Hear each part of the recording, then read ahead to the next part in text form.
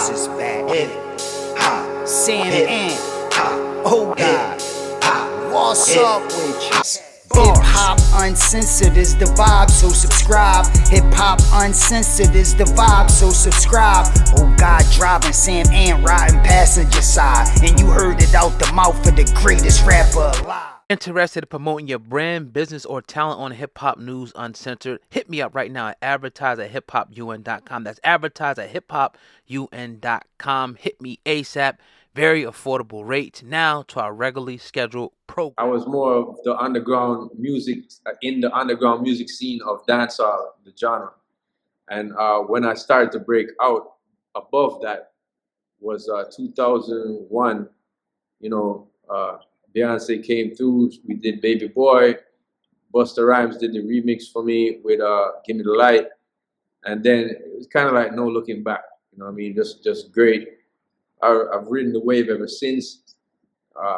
And as I said, I helped a lot of people out. I employ like over 20 people who work for me as publicists, work for me as, my band, the stage techs, the dancers. Like the whole thing feels very dope to be able to do that. You know what I mean? Yeah. It's not just about me and moving away. A lot of people ask me why I don't move away. I'm like, these are the people who made me. This is the music that made me. This is the music that I enjoyed so much as a kid that made me do music. I wanted to express myself that way. And so for me to move away and not have, real Jamaican management or links in music here would be a no-no for me. I don't even think about that. I do enjoy touring. I do enjoy traveling the world, spinning my rhymes and saying this, waving my flag for this genre. But I don't think I would ever move from here. That's just how it is for me. No.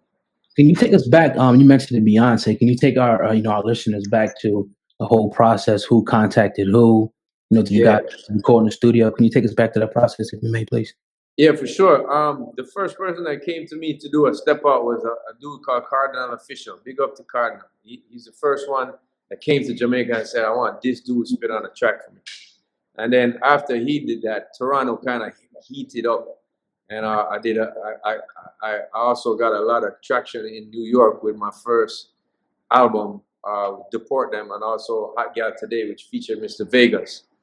And from those things, that album, the first album, and the work I did with Cardi in Canada, I just started to blow up. So Blue Cantrell came next.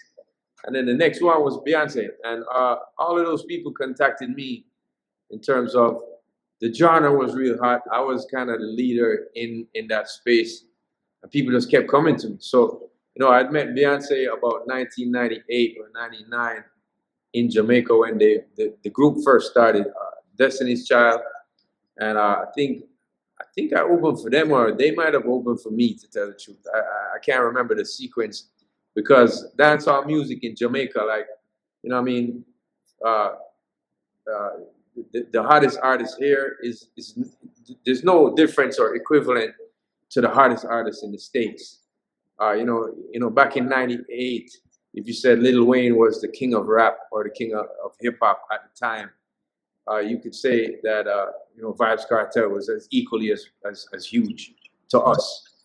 You know what I mean? So when people started to come through, it was just a dope thing. So she called me. She was like, "Yo, I want you to be on my album." I heard she was doing a solo project, so I was like, wicked. But it was the first one that actually did over dancehall. If you remember, Blue Cantrell's song was more hip hop oriented. It was a track from Dr. Dre, and also Cardi's own Cardinal Official was more hip hop oriented too. It was a song called Money Jane, and so this was the first one that just sounded authentic to me. I was like, this is dope, man. I was under my mango tree, writing the tune, and a mango fell straight in my lap. I was like, yeah, this is a sweet tune. It's a sign. It's going to be a big tune. And it actually is the first number one I had, I think. Or actually, sorry, the second number one I had. The first one was Get Busy. And from all the steam of that, we did it over via the internet. I did the first verse here, and then she requested me to come to Miami to just meet and possibly do a second, verse. And we did, and yeah, we made a big sexy song, and from there it was history. A lot of rumors came from it. Big up to everybody who thought what they thought and think what they think. She's a very beautiful and talented artist, and I got a lot of respect for her husband as well, man. Jay-Z is an icon, and so it did cause some contention, but honestly, I look at the music differently, and I mean, it takes on a life by itself. But I remember who I am, and I know who I am, so I'm not really affected by it. And as you see, I've never really been much in the beef, or never really been much in the clashing, or the pasa, the cas, the little sus, and the all of that stuff. I'm kind of like, I step around all of that all the time. So even when it was going on with me and Beyonce, like people were saying what they're saying, it was for me just part and parcel of the type of music we make. It's very sexy, and people kind of even wanted to see that, but it is what it is. Now, you guys did perform the song 3 times, right? I think I heard you say that. How was it when you guys performed the song, and why'd you let the rumors sit for so long? For me to come out and be like, it's not true, this not happening. For me, it was like, I just let it live where it is. For me, only unless I was asked in an interview, which I always said, no, nothing's not going on, and the person always said, nah, man, that's a lie, man, you did it, and all that crap. So I just found out that every time I tried to really deny it or something, even in a party in Kingston, like people like, yo, I know Jay-Z, he jealous, and I'm like, nah, it ain't nothing like that. They're, oh no, I know you just trying. So it took on a life by itself, and to fight that for so many years, it's just it's tiring. I have less energy for that, and more energy for new music. You know what I mean? And I remember, also the song, which a lot of people don't know. It was we were in a court case for 4 years with that song, man. Okay. Not me and her. Right. It was someone, a girl who had given a demo tape or gotten a demo tape to Beyonce, and she said the song that she got the demo for was named Baby Boy. It didn't sound like this one. It didn't have any of the same lyrics or chord, only that the song was named Baby Boy. But there was a movie called Baby Boy, right? And it's a whole saying. So for me, I was just like, this don't make no sense. But I had to pay my lawyer for 4 years to deal with this lady who claimed she needed some of this piece of this song. But after the 4 years, they ruled in our favor. They were like, it has nothing to do with them.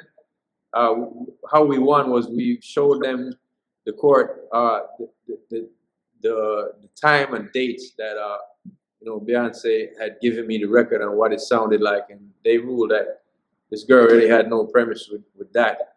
Also, Annie Kamosi, the song in the end says, "I'm stepping it hotter this year," which is he's a big reggae artist, and he did a huge song back in '92 called Hot Stepper, and Hot Stepper kind of Beyonce used it in the back of the song, and they thought that I told her to put it in, so they came after me at first. And so the song just had a lot of drama on it, but as I said again, I don't pay attention to the negative. I see the positive in it. I was like, as long as people calling my name, I'm gonna give them more stuff while they're calling my name. There you go. So I went ahead and did like Glue. I went ahead and did I'm Still in Love. I went ahead and did other albums, and up to Temperature, which was 2006. Sorry. Up to then, I was a huge artist on massive playlists, and I still am. But that time was really the hot time.